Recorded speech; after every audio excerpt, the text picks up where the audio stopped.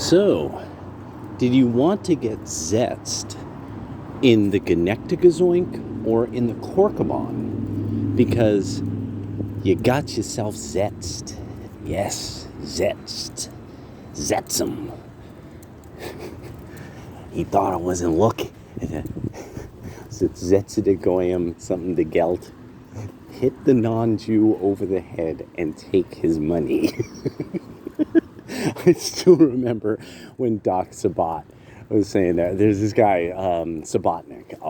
I won't say his first name because he actually is somebody that if he was ever connected to me, people would be able to find him and stuff. And because he actually is a big part of your enjoyment of video games as children. But he one time brought up this odd phrase Zets, and it comes from Yiddish. It's a term for to strike. Not really sure, like lots of Yiddish, not really sure exactly where it came from. You know, maybe it's one of those German words that got altered, or Hebrew word that got altered. But I always like that. Korkeban. The Korkeban is a term that nobody knows what it means. There's various rabbis who have different schools of thought on it, but it comes up in the Sefer Yetzirah, and it's a reference to a body part, but no one knows, because the Sefer Yetzirah came out of the Babylonian end of the diaspora. No one's exactly sure what a Korkeban is. So they just know it's in this book. It's a part of the body, but they don't know what the reference was to. But so, do you want to get Zetsed in the Genectigazoink or in the Korkeban? And it looks like the left has decided both. So, Ivy League is losing money now because they're not saying it's bad to kill Jews. That's you would think that of any set of institutions. Now, one of the key things is for people who because a lot of you guys are older who watch me, you're old enough to know the Ivy League is like the anti-Semitism historically. So them not saying shit about this is bad optics. Bad optics. So it's just, holy crap. And now these guys are like, and the thing is, just like I said, their memory is long. Like they don't forget. And so if anybody's like, oh, just because these schools didn't say anything about Gaza, blah, blah, blah, blah, blah. And it's like, no. You don't get it because you weren't there. These schools have a history. One of the greatest stories of Judaism within my lifetime is a movie specifically about a Jew who goes to like Harvard or Yale and has to hide that he's Jewish. And this is like 1940 or 30 something. So this was unbelievably bad optics. Unbelievably bad. And now they've lost the money. Now it's not coming back. There's no making up for this. That's the key thing. You messed with people who are not suckers. Hence the concept of hit the one who's not one of us over the head and take his money. That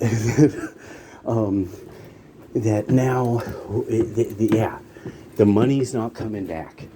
And in fact, a lot of people should start wondering, where are these people now going to put their money? They're like the Ivy. So take it this way. Extremely wealthy Americans who are of Jewish descent have decided the Ivy League is so dangerous to them that they would rather not invest in it. Into the most influential network of schools and professional alliances. This is a big deal. This is a big deal. That they're like, no, You guys fucked up. And the fact that it was like, boom, you fucked up, and Ki, and now our money is gone. So, and now you have, like, see, to some degree, a lot of people who, okay, when Ben Shapiro would go from campus to campus, this is something that a lot of people got to get. There were probably a lot of politically, generally they would be of kind of socially liberal people, but economically rather conservative. And that's the history of the British and German Jews in the United States. They're politically very moderate to liberal. They're pro-union. They were one of the key groups to try to make sure that there was to support voting rights for Black Americans. Just almost every single issue surrounding Black Americans. Like, Black America owes the Jews a lot. A lot. Like, Black people have they have some understanding, but they don't really get, like, no. One of the reasons why you even have integrated clubs and bands is because the Jews were willing to take that risk in entertainment. So, and that they were willing to then be like, what, you don't want my acts? You don't want the bands? You don't want me to bring my singers? You don't want me to bring my dancers? You don't want me to bring the show to your club? Maybe yeah. Remember, it's because of Jewish people you have covers. Not in the sense of, oh, they stole black music and made it covers. No, everybody covered each other. But key to it was that most of these songs were written by poor Jewish artists living in New York tenements. Writing songs, trying to make the next big hit, and I mean, yeah. There's, most people can't even, what was it, David Axelrod. Just put on David Axelrod mix.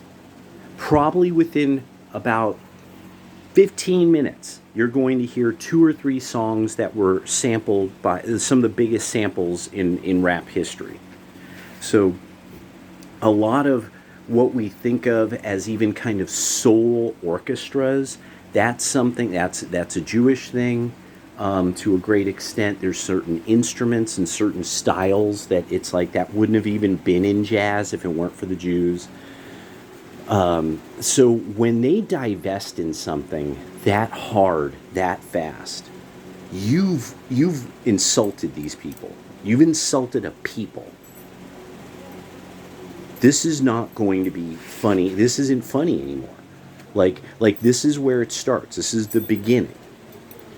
The money is now they're saying, we don't trust you. We're not giving you money. We don't trust you. And, we don't know what, you have some weird motivations. We're not giving you money. And then it's going to be, oh, you graduated from Harvard. So, have you ever gone to a kosher deli?